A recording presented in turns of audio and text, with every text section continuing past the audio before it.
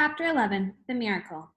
Charlie entered the store and laid the damp dollar bill on the counter. One Wonka Whipple Scrumptious Fudge Mellow Delight, he said, remembering how much he had loved that one on the one he had on his birthday.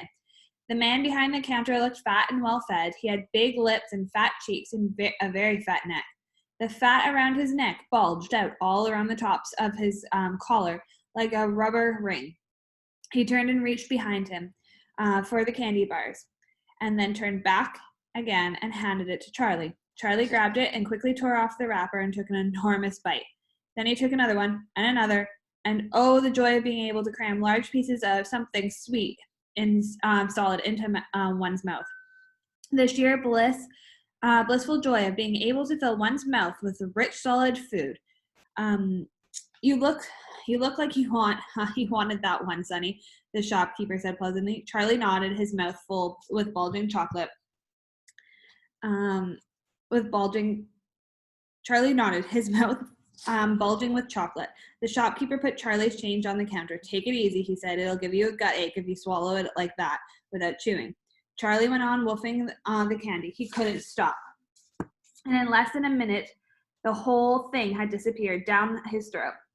He was quite out of breath, but he felt marvelously, extraordinarily happy. He reached in his hand to take the change, then he paused. His eyes were just above the level of the counter.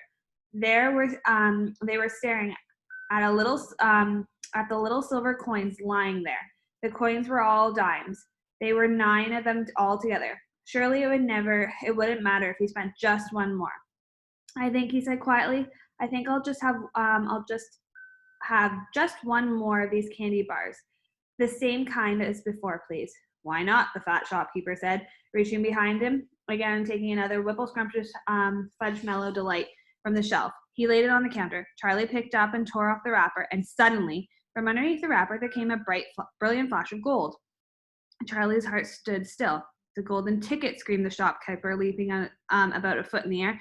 You've got a golden ticket. You found the last golden ticket. Hey, what do you know? Come and look at this, everybody. This kid found Wonka's last golden ticket. There it is. It's right there in his hands. It seemed as though the shopkeeper might be going into a bit of a fit. In my shop, too, he yelled. He found it right here in my own little shop. Somebody call the newspaper quick and let them know. Watch out now, Sonny. Don't tear it as you unwrap. That thing is precious. In a few seconds, there was a crowd, about 20 people clustering around Charlie, and many more were pushing their way in from the street. Everybody wanted to get a look at the golden ticket and at the lucky founder. Where is it? Somebody shouted. Hold it up so we can all see it. There it is, someone else shouted. He's holding it in his hand. See the gold shining? How did he manage to find it? I'd like to know. A large boy shouted angrily. 20 bars a day. I've been buying for weeks and weeks. Think of all the free stuff he's going to get, too, another boy shouted enviously. A lifetime supply. He'll need it, the skinny little shrimp, a girl said, laughing. Charlie hadn't moved. He hadn't even unwrapped the golden ticket from around the candy bar. He was standing very still, holding it tightly with both hands while the crowd pushed and shouted around him. He felt quite dizzy. There was a peculiar floating sensation coming over him, as though he were floating up in the air, like a balloon. His feet didn't seem to be touching the ground at all.